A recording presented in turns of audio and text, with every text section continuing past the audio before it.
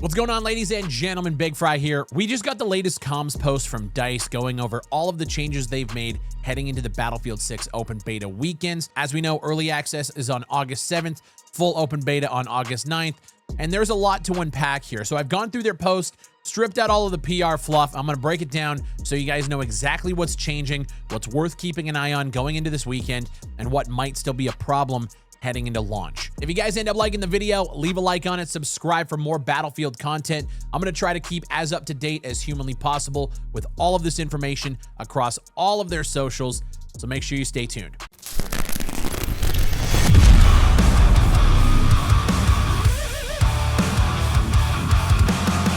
Before we get into the changes, DICE says Battlefield Labs, which is obviously their test bed for new features and modes, is taking a pause during the open beta. Once the beta is over, they'll obviously pick it back up. And from what I understand, they're also going to be bringing the Battle Royale mode to Battlefield Labs in the near future. So if you guys haven't signed up for Battlefield Labs or you're not in the tests, try your hardest to get in there. The reception to Labs has been solid, but we all know the real test is how much of that feedback that we give during the open betas and the Battlefield Labs tests moving forward, how much of that is actually going to end up in the final game.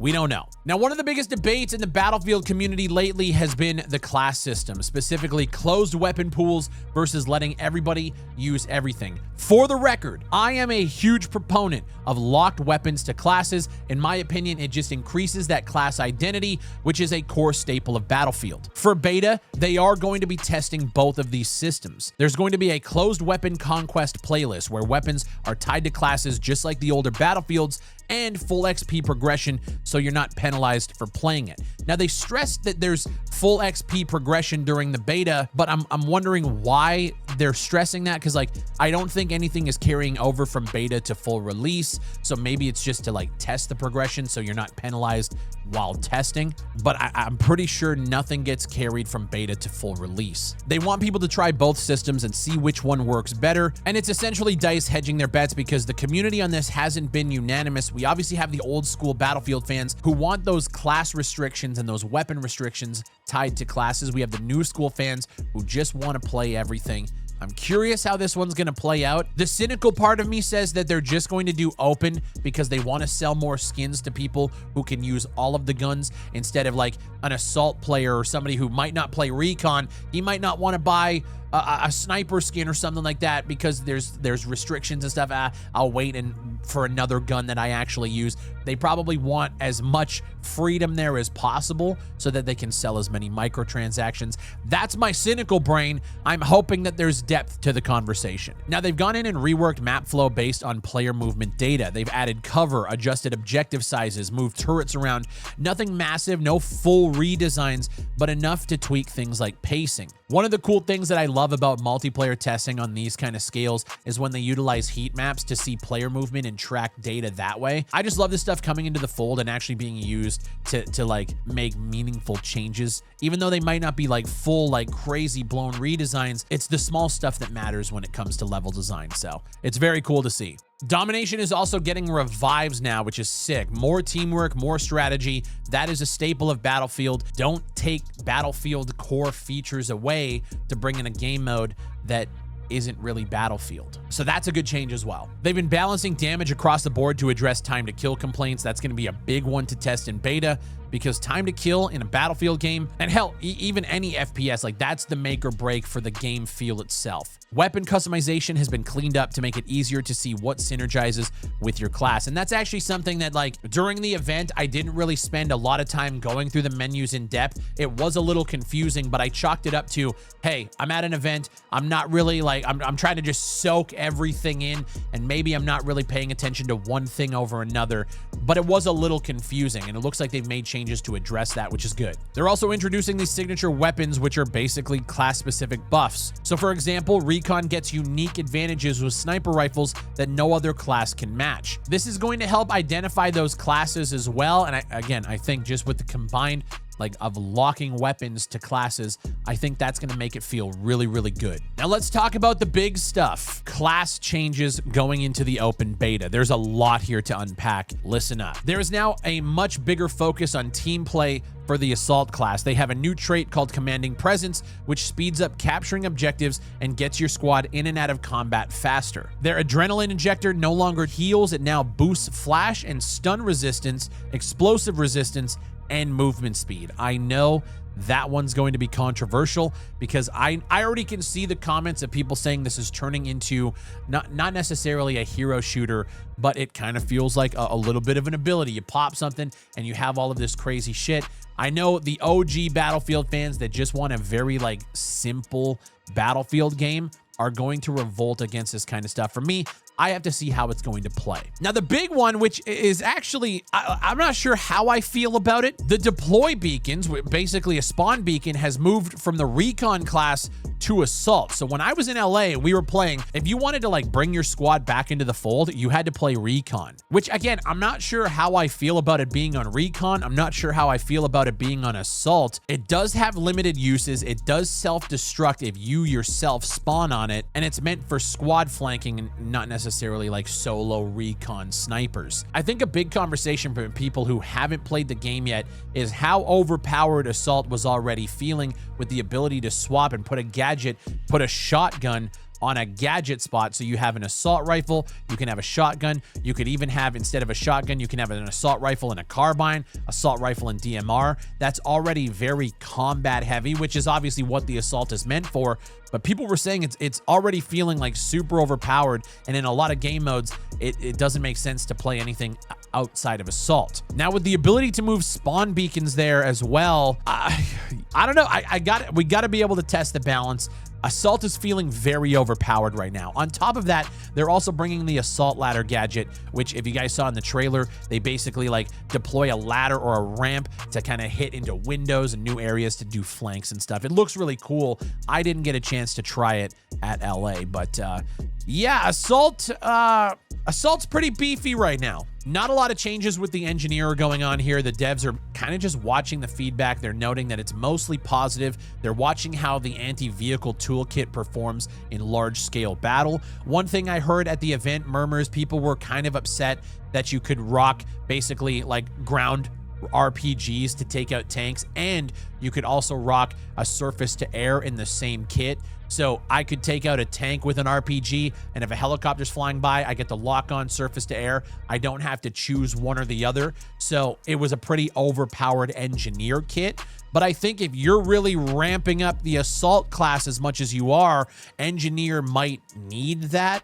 That's how I was rocking engineer. I didn't really feel too overpowered. It actually kind of felt good to just give me a bit of utility to deal with whatever I can on the battlefield.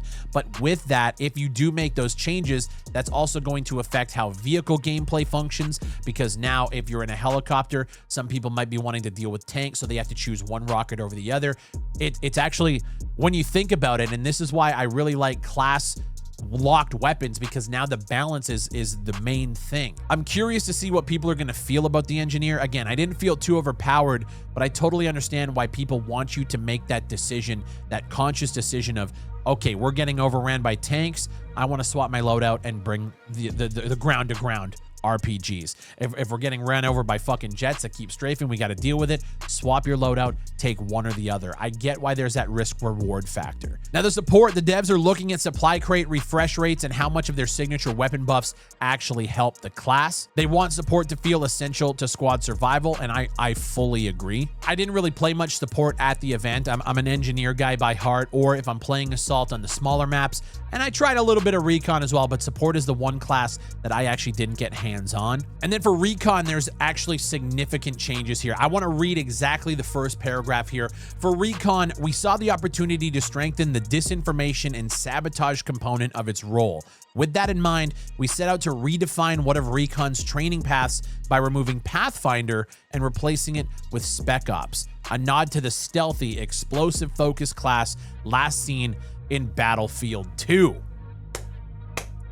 I like when they look at the past and see what works and take elements of all of these different Battlefield games and bring it into this one. So the Spec Ops is the path for anyone who wants to take on the stealth function of their squad, providing them with insights on troop movement while quietly operating behind enemy lines. Spec Ops 0 is your base class training, available from the start, and allows quieter takedowns, crouch, and prone movement. Once you level it up, Spec Ops level 1 allows you to spot nearby enemy gadgets except when you're sprinting. So if you're moving slower around the battlefield, you're able to detect enemy gadgets on the ground, which is really cool. Level it up again to Spec Ops 2. Going prone takes you out of combat much faster and removes the spot on yourself. So if you double tap Q and somebody spots you, or if you're spotted by some sort of drone or whatever, you can go prone and that spotting goes away, which is really, really cool. Curious, I want to play a little bit more just to see how it actually feels. In addition, the Recon class features an active ability at level 3 that lets you call in a UAV to a marked position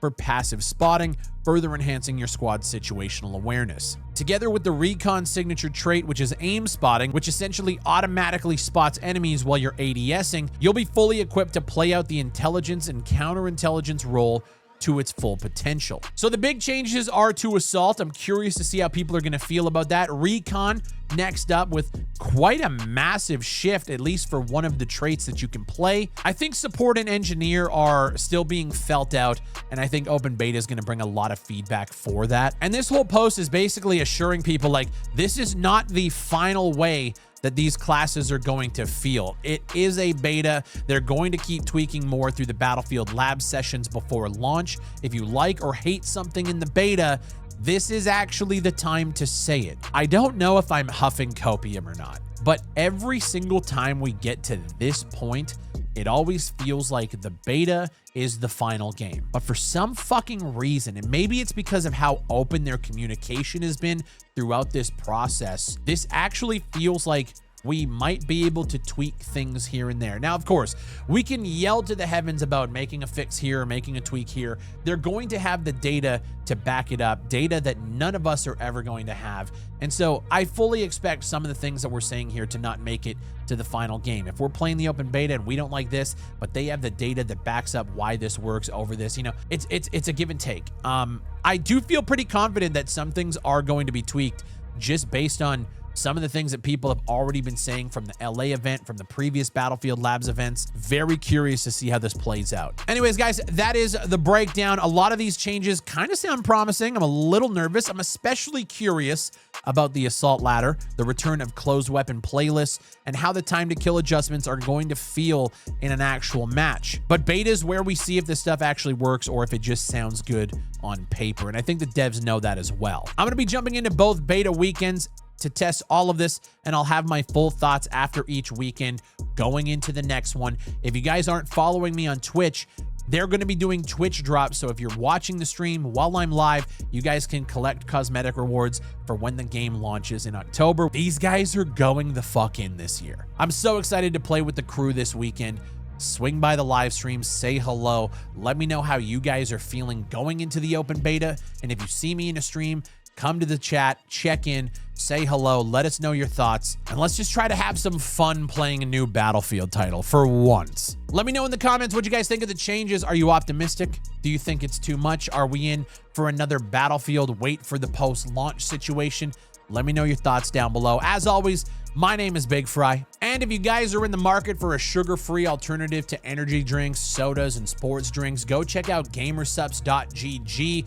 You guys can see here, they're doing crazy giveaways and deals. Make sure you guys go check it out. They have cans available on the site as well. And use code BigFry for 10% off your entire order. These guys are a huge sponsor of the channel. We're trying to become big enough in this space so that we can get our own products on the store as well. That would be so fucking huge. So if you guys want to support the channel, go over, click the link down below, use my code, and get yourself something cool. As always, my name is Big Fry, and I'll see you on the next one.